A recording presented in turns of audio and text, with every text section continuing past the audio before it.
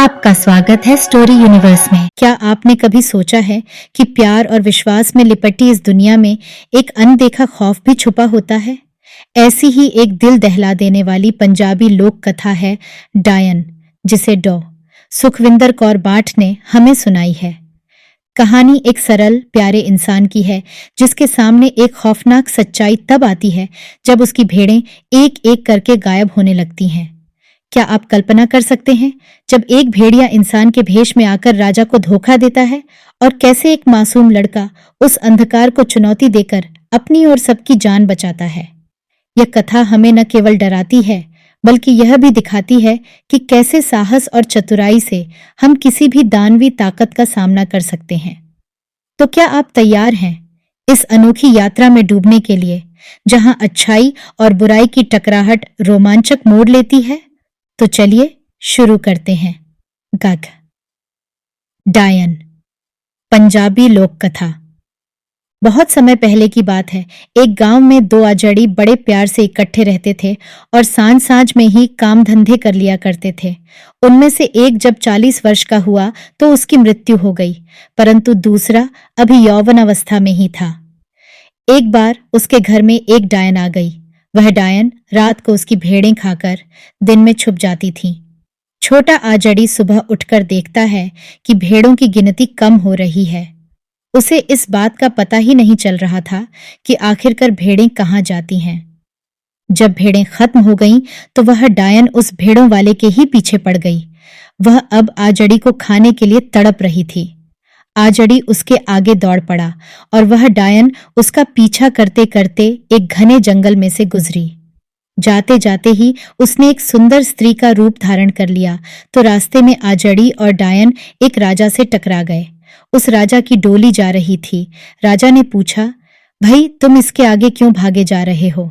आजड़ी ने कहा, यह मेरी पत्नी बनना चाहती है, परंतु मैं इससे विवाह नहीं कर सकता। यदि आपकी इच्छा है तो आप इससे विवाह कर सकते हो। यह बात सुनकर राजा मान गया। उसने अपनी इच्छा से उस स्त्री को अपनी 7वीं पत्नी बना लिया। इस प्रकार आजड़ी ने बड़ी कठिनता से उस डायन से छुटकारा प्राप्त कर लिया और अपनी जान बचाकर सकुशल घर को वापस आ गया। राजा जब अपनी नगरी में वापस लौटा तो अपनी 7वीं रानी को सबसे ज्यादा प्यार करने लगा, परंतु वह रानी डायन बनकर रात को राजा के हाथी घोड़े खा जाया करती थी और राजा को इस बात की भनक तक न पड़ी। जब वह ऐसे ही खाती रही तो हाथी घोड़ों की मात्रा कम हो गई। एक दिन उस डायन ने बाकी रानियों के मुंह पर खून लगा दिया। जब सुबह उठकर राजा ने यह देखा तो वह अत्यंत क्रोधित हो उठा। 7वीं रानी ने राजा को उन सब के प्रति खूब भड़काया और राजा ने रानियों को बुलाकर उनको कुएं में गिरवा दिया। अब डायन रानी महल में खुशी से रहने लगी।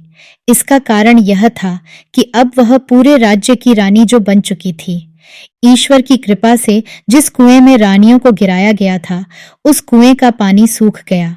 कुएं में रहती हुई रानियां खूब तड़पने लगीं। एक रानी के यहाँ पुत्री ने जन्म लिया तो दूसरी रानियों ने कहा, चलो बहन, हम इसको खा लें। उन्होंने उस लड़की के 6 टुकड़े कर दिए। 5 रानियों ने तो अपना अपना हिस्सा खा लिया, परंतु सबसे छोटी रानी ने अपना हिस्सा संभाल कर रख दिया। इस प्रकार 5 रानियों के यहाँ बेटियां हुईं और वे उनके हिस्से करके खाती रहीं। छोटी रानी ने एक पुत्र को जन्म दिया। वह 4 वर्ष का हुआ तो रानियों ने कहा, चलो हम इसे भी खा लेते हैं, यह कौन सा हमें अपनी पुत्रियों से प्यार है। छोटी रानी ने उत्तर दिया, लो ये अपनी बेटियों के हिस्से। मैंने तो तुम्हारी बेटियों के टुकड़े खाए नहीं, तो तुम मेरे पुत्र को कैसे खा सकती हो? रानियों ने अपनी पुत्रियों के टुकड़े लेकर उन्हें भी खा लिया। अब वह लड़का 10 वर्ष का हुआ तो रानियां मेंढक और कीड़े मकोड़े खाकर अपना जीवन निर्वाह करती रहीं, या कभी फूल पत्ते जो कुछ भी मिलता उनको खाकर अपना निर्वाह करने लगी। अब लड़का कुएं में से बाहर जाने लगा। वह गांव जाकर रानियों के लिए भोजन मांगकर लाता। रानियां अपना अच्छे से गुजारा करने लगी और उस लड़के को आशीर्वाद देने लगी। छोटी रानी की भी वे इज्जत करने लगी। उस लड़के की शक्ल सूरत राजकुमारों जैसी थी। एक बार डायन रानी ने उसे कुएं में से बाहर निकलते देख लिया था। वह ईर्ष्या के मारे राख हो गई और उसे यह भी पता चल गया कि ये उनको खाना भी लाकर देता है। डायन रानी ने लड़के को अपने पास बुलाया और कहा, बेटा, तुम खाना देकर मेरे पास आना। लड़का रोटी देकर चला गया और डायन बनी रानी के पास पहुंच गया। उस डायन ने लड़के को एक पत्र दिया और कहा, मेरे माता पिता दैत्य हैं, मेरे मामे शेर और चीते हैं तथा चाचे और ताए गीदड़ हैं। तुम उनको यह पत्र दे आओ, वे तुम्हारा स्वागत करेंगे। मार्ग में लड़के को भगवान के कुछ फरिश्ते मिल गए। उन्होंने उस पत्र को पकड़ लिया और पूछने लगे कि इस पत्र में क्या लिखा है। उन्होंने उस पत्र को पढ़ा तो पाया कि उसमें लिखा था, शेरों चीतों, तुम्हारा भांजा आ रहा है, इसे खा लेना। फरिश्तों ने वह पत्र फाड़ दिया और उसके स्थान पर लिख दिया, शेरों चीतों, तुम्हारा भांजा आ रहा है, तुम इसका अच्छे से स्वागत करना। पत्र शेरों के देश में पहुंच गया। शेर लड़के के सामने आए तो लड़के ने उनके आगे पत्र रख दिया। पत्र देखकर वे बहुत प्रसन्न हुए। वह शेरों के राजा के पास उस लड़के को ले गए और राजा ने उसे अपनी पीठ पर बैठाकर सैर करवाई। शेर ने कहा, तुम मेरी पीठ से एक बाल खींच लो, जो कि तुम्हारे बहुत काम आएगा। जब भी तुम संकट में होगे तो इस बाल को हिला देना, हम हाजिर हो जाएंगे। अब तुम आगे जा आओ, जिससे मिलना है उनसे मिलाओ। अब लड़का दैत्यों के देश में जा पहुंचा और वे भी उसे खाने के लिए आगे बढ़े, परंतु लड़के ने पहले ही उनको पत्र दे दिया। वे सभी उस पत्र को पढ़कर बहुत प्रसन्न हुए। उन्होंने लड़के को उठाया और अपने महाराज के पास ले गए। दैत्य यह जानकर बहुत ही प्रसन्न हुआ कि यह तो मेरा दोहता है। दैत्य ने उस लड़के की बहुत सेवा शुश्रूषा की और रोज उसे नए नए व्यंजन खिलाने लगे। इस प्रकार उस देश में रहते हुए उसे 1 वर्ष बीत गया। उसने अपनी नानी माँ से पूछा, यह चक्की कैसी है?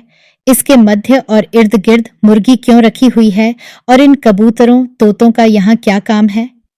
यह सुनकर नानी ने बताया, बेटा, यदि इस चक्की को उल्टा घुमा दिया जाए तो सभी दैत्य देश छोड़ जाएंगे हैं और कभी भी वापस नहीं आ सकते। इस मुर्गी में तुम्हारी अम्मा के प्राण हैं, कबूतर में तुम्हारे मामा के प्राण हैं और इन तोतों में तुम्हारे फूफा और मौसा के प्राण हैं। एक दिन नानी जब किसी काम से बाहर गई तो लड़के ने चक्की को उल्टा चक्र दे दिया। इस प्रकार वह दैत्य देश छोड़ गए। लड़का कबूतर, तोते और मुर्गी को उठाकर अपने देश चल पड़ा। जब लड़का अपने देश में पहुंचा तो यह देखकर डायन रानी चकित हो गई और सोचने लगी कि ये बच कैसे गया।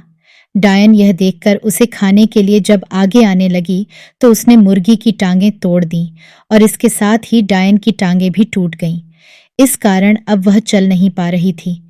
जब वह किसी सहारे से उस लड़के के पास आने लगी तो लड़के ने उसका गला दबा दिया। डायन की वहीं पर मृत्यु हो गई। राजा को जब इस बात का पता चला तो वह लड़के के पास आकर कहने लगा, हे बदमाश, दुष्ट, तुमने मेरी रानी का खून कर दिया है, मैं तुम्हें कड़ा दंड दूंगा। ये सुनकर लड़के ने डरते हुए कहा, महाराज, मैंने तो तुम्हारी रानी का स्पर्श भी नहीं किया, मैंने तो इस मुर्गी को ही मारा है, आप चाहे तो देख लो। राजा क्रोधित होकर आगे आया तो लड़के ने हिम्मत करते हुए बड़े निडर भाव से कहा, महाराज, आप अकेले मेरा कुछ नहीं बिगाड़ पाएंगे। लड़के ने राजा को बहुत समझाने का प्रयत्न किया और कहा कि आप शांत होकर मेरी बात सुनिए, परंतु राजा पहले से भी ज्यादा भड़क गया और उसने अपनी सेना को बुला लिया। लड़के ने उसी समय उस शेर राजा का बाल अपनी जेब से निकाला और उसे जोर जोर से हिलाना आरंभ कर दिया।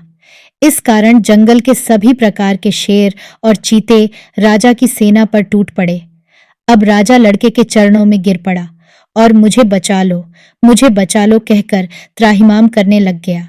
लड़के ने उसे खड़ा किया और कहा, मैं तो तुम्हारा ही पुत्र हूं, परंतु आपने मेरी बात सुनने से इनकार कर दिया था। लड़के ने एक इशारा किया तो सभी शेर और चीते अदृश्य हो गए। फिर लड़के ने राजा को बताया कि यह आपकी 7वीं रानी वास्तव में एक डायन थी। अच्छा हुआ उसकी मृत्यु हो गई। आपकी शेष सभी रानियां कुएं में जीवित हैं, उन्हें जाकर निकलवा लीजिए। नौकर रानियों को डोली में बिठाकर राजमहल लेकर आए। इसके उपरांत राजा ने अपना राज्य अपने पुत्र के नाम कर दिया और स्वयं भगवान की भक्ति में लीन हो गया। साभार डॉ. सुखविंदर कौर बाट। आशा करते हैं कि यह कहानी आपको बहुत पसंद आई होगी। ऐसी और कहानियाँ सुनने के लिए जुड़े रहिए हमारे चैनल स्टोरी यूनिवर्स के साथ। धन्यवाद।